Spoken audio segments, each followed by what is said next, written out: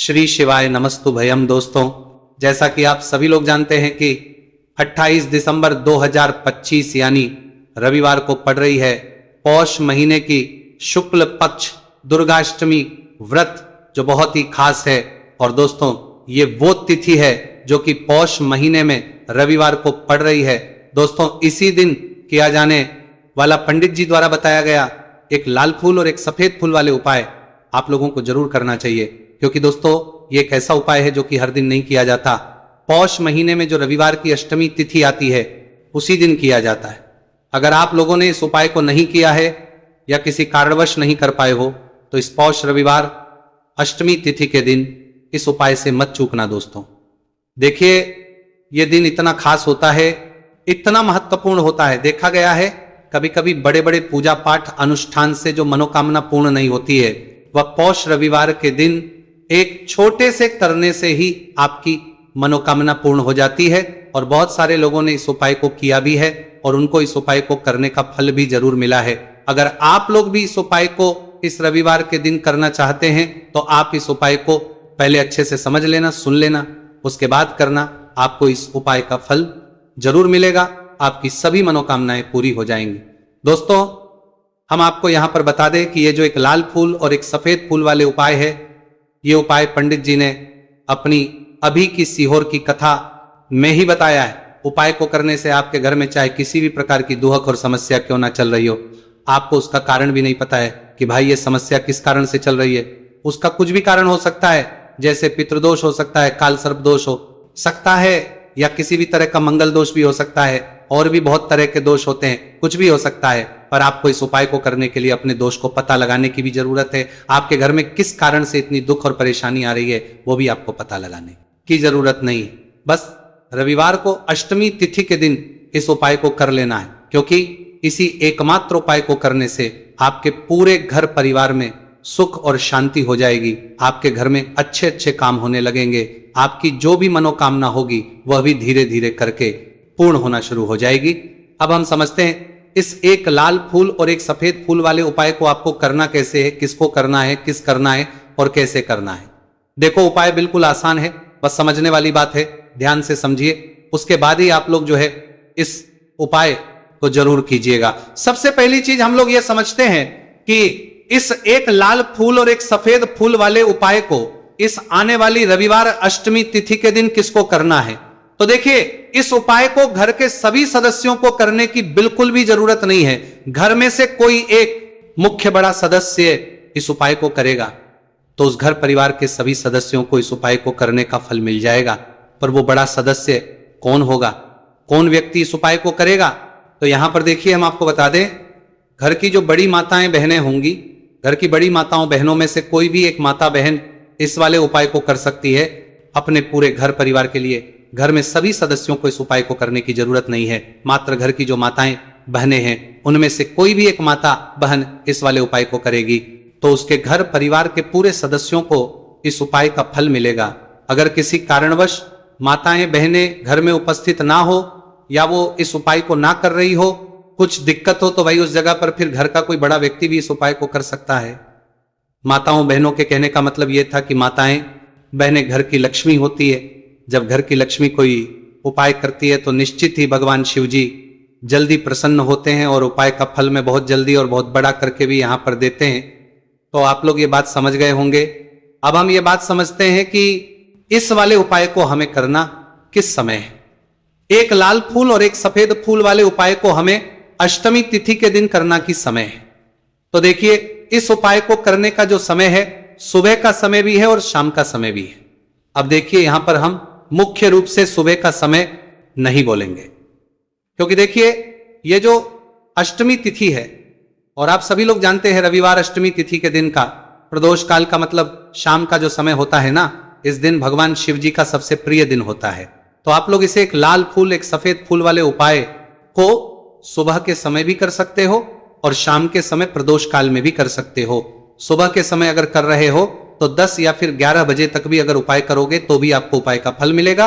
वही अगर शाम के समय कर रहे हो तो इस दिन जरूर शाम के समय का ध्यान रखना कि शाम के 6 बजे से लेकर 7 बजे के बीच में अगर आप इस उपाय को कर सकते हो तो बिल्कुल कर लेना, पूरी कोशिश करना। पर अगर किसी कारणवश इस समय के बीच में ना कर पाओ तो रात 8 बजे तक भी अगर आप उपाय को करोगे तो आपको उपाय का फल जरूर मिलेगा। यह बात आपको समझ आ गई कि आप इस उपाय को सुबह और शाम दोनों समय कर सकते हो। मतलब करना आपको एक ही समय है, घर में से किसी एक ही बड़े व्यक्ति को करना है, एक ही बार इस उपाय को करना है, दोनों समय नहीं करना है। आपको जो समय अच्छा लगे आप उस समय पर इस वाले उपाय को कर सकते हैं। तो चलिए जानते हैं इन विशेष उपायों के बारे में। लेकिन उससे पहले जो भी मेरे भाई मेरी प्यारी बहनें आज चैनल पर पहली बार आए हैं या मेरी आवाज आज पहली बार सुन रहे हैं, अगर आप भी महादेव के सच्चे भक्त हैं तो वीडियो को लाइक और चैनल को सब्सक्राइब जरूर कर लें और कमेंट बॉक्स में लिखें हर हर महादेव देखो। अब सबसे पहली बात आती है कि इस उपाय को हमें करना किस लिए है। जैसा कि हमने अभी आपसे बोला कि इस उपाय को करने के बाद आपके जीवन में बहुत सारी खुशियां आएंगी, आपकी मनोकामनाएं पूर्ण होंगी, आपकी धन की समस्या दूर होगी, आपकी पैसों की समस्या दूर होगी। अब देखिए, अगर आप लोग सोच रहे हो कि भाई हमें अपना घर बनाना है पर घर बनाने के लिए पैसा नहीं है, हमें गाड़ी लेना है पर गाड़ी लेने के लिए पैसा नहीं है, हमें जमीन लेना है पर जमीन के लिए पैसों की कमी पड़ रही है, अगर ऐसी ही दिक्कत परेशानी या किसी भी तरह की धन से जुड़ी हुई समस्या या पैसों से जुड़ी हुई समस्या अगर आपके जीवन में चल रही है तो ये उपाय निश्चित ही आपके जीवन में बहुत सारे फल ला कर दे सकता है। इसीलिए अगर आपके घर में बहुत ज्यादा दिक्कत समस्या परेशानी चल रही है, धन से जुड़ी हुई पैसों से जुड़ी हुई धन की बहुत ज्यादा कमी आ रही है, पैसों की आवक नहीं हो रही है, तो भाई आप लोगों को इस वाले उपाय को जरूर करना चाहिए। घर में से किसी एक भी बोमे व्यक्ति को अब इस उपाय में करना क्या है वो सबसे पहले हम लोग जान लेते हैं। उपाय की सामग्री हम लोग सबसे पहले जानते हैं कि इस उपाय में किस किस चीज की आवश्यकता पड़ेगी। तो देखिए, उपाय का नाम तो एक लाल फूल और एक सफेद फूल वाला उपाय है, पर इस उपाय में कुल मिलाकर 4 सामग्री हमें लगने वाली, जो कि पंडित जी ने खुद सीहोर वाली कथा में बताया है।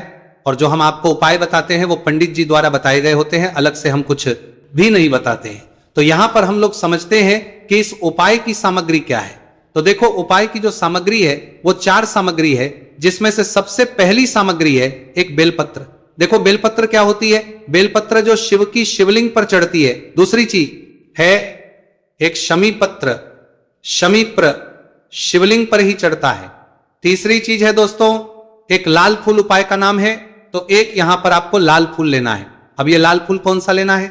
देखो, शिवलिंग के ऊपर जो लाल फूल चढ़ता हो उनमें से कोई भी एक लाल फूल पसंद कर लेना और वो कहीं से तोड़कर या कहीं से खरीद कर लेकर आना और उस लाल फूल को उपाय में प्रयोग कर लेना। उसके बाद में एक सफेद फूल का विशेष रूप से ध्यान रखना, जो सफेद फूल शिवलिंग पर चढ़ता हो सिर्फ वही सफेद फूल लेकर आना, इसके अलावा कुछ मत लेकर आना, लेकिन केतकी का मत लेना। तो एक एक मात्रा में ही आपको ये चारों सामग्री चाहिए, एक बेलपत्र, एक शमी पत्र, एक लाल फूल और एक सफेद फूल। ये चारों सामग्री आप लोग तैयार करके रख लें।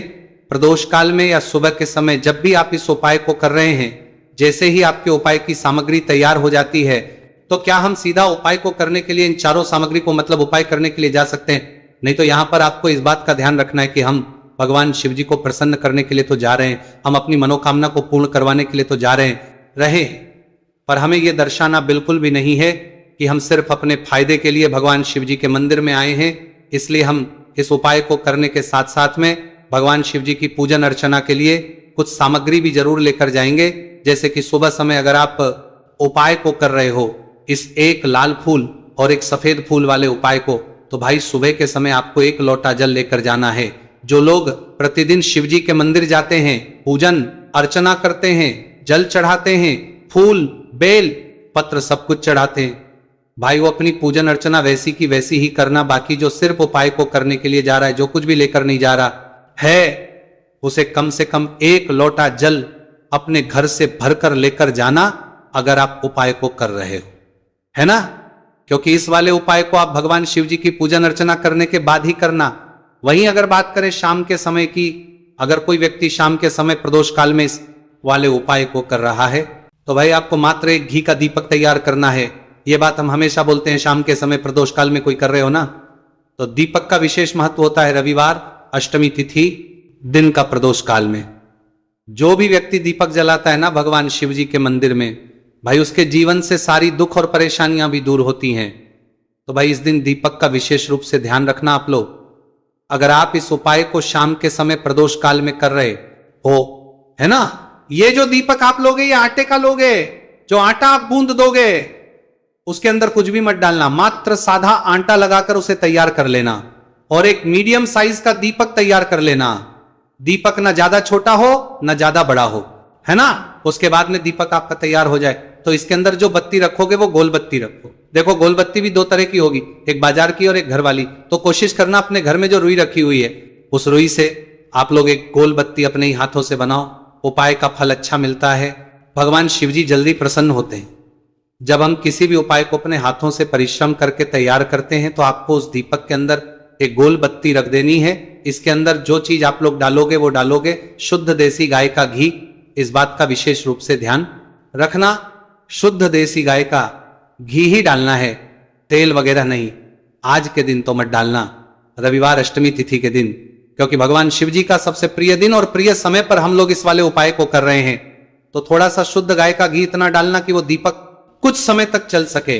ना बाजार वाला मिलावटी घी डालना, ना भैंस का घी डालना। शुद्ध देसी गाय का घी आपको ढूंढने में थोड़ी मेहनत लगेगी और महंगा भी मिलेगा, पर गाय के घी से भगवान शिवजी प्रसन्न होते हैं और उसी शुद्ध देसी गाय के घी से घर में बरकत भी बनी रहती है और हमारे घर में सुख शांति भी बनी रहती है। इसलिए इस शुद्ध देसी गाय का घी अपने घर में हमेशा रखा करो। वो भगवान शिव जी के कार्यों में भी उपयोग में आता है और उपायों में भी हम लोग प्रयोग कर सकते हैं। तो यहां पर आपकी सारी तैयारियां हो चुकी। उपाय को करते समय शुद्धता का विशेष रूप से ध्यान रखिएगा। सुबह कर रहे हो तो भाई सुबह तो आपको स्नान करना ही करना है, बाकी शाम को कर रहे हो तो शाम को मात्र हाथ मुंह धोकर भी आप लोग इस वाले उपाय को कर सकते हो, कोई दिक्कत वाली बात नहीं है भाई। उपाय की पूरी सामग्री तैयार कर और पूजन सामग्री लेकर आपको भगवान शिव जी के मंदिर पहुंचना है, जो आपके घर के पास में हो, जहां पर शिवलिंग विराजित हो, शिवालय हो, वहां पर आप लोगों को पहुंचना है। और जैसे ही आप भगवान शिव जी के मंदिर में पहुंचते हो वहां पर जाकर ही उपाय शुरू नहीं करना है, पहले आपको भगवान शिव जी की पूजन अर्चना करना है। पूजन अर्चना कैसे करोगे? सुबह के समय गए हो तो एक लोटा जल वगैरह जो भी पूजन सामग्री लेकर गए हो, उससे पहले पूजन सामग्री आप लोग पूजन भगवान शिव जी की कर लो।